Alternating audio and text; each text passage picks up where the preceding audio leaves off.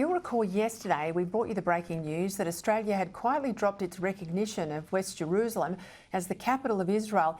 And those two sentences that had disappeared off the Department of Foreign Affairs and Trade's website, that told us what was going on. Stay with me here.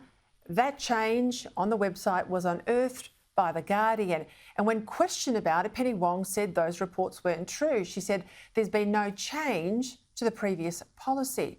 But now, less than 24 hours after that denial, well, the Albanese government has reversed the decision of its predecessor to recognise West Jerusalem as the capital of Israel. They will now recognise Tel Aviv. Here's the Foreign Minister Penny Wong.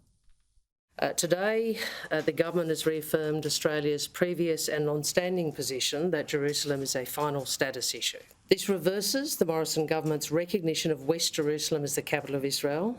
Australia's embassy, of course, has always been and remains in Tel Aviv.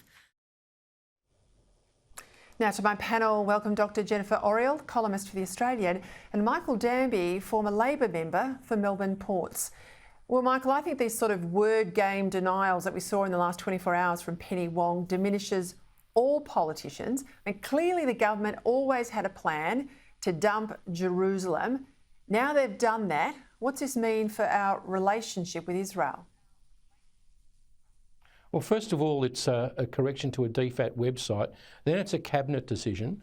Was Penny rolled? I mean, I don't get it. It's out of character with the responsible foreign policy they've exhibited until now.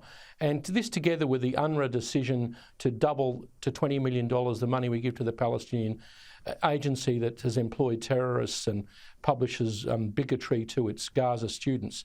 It's student politics.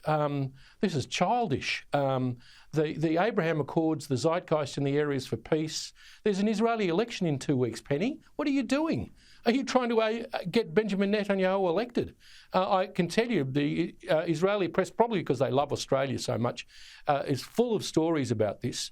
And just not understandable, completely unprofessional. Hey, Jennifer, just before I went to air, I noticed that the government in Israel wants to bring in our ambassador for a bit of a please explain. There was a statement earlier today from the official spokesman that said in part, and I quote, "We can only hope the Australian government manages other matters more seriously and professionally."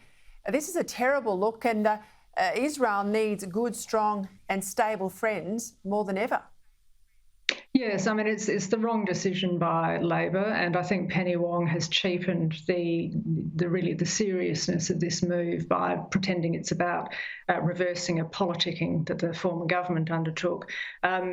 Labor is making some pretty wrong-footed moves in foreign policy all of a sudden, and I think favouring the position of Islamist states over Israel, the Middle East's only liberal democracy, is a grave error, and Labor will come to regret it. What it needs to do is really explain why it has made this decision and why it has done so independently without any external force, or to explain that it's done it to please fellow neighbouring Islamist nations. Penny Wong mentioned Indonesia when she was discussing dissent from the international community about the recognition of Jerusalem as Israel's capital. So Labor has explaining to do, and it really should not be neglecting a long-term friendship, a very deep friendship with a good friend of ours, Israel, in the Middle East.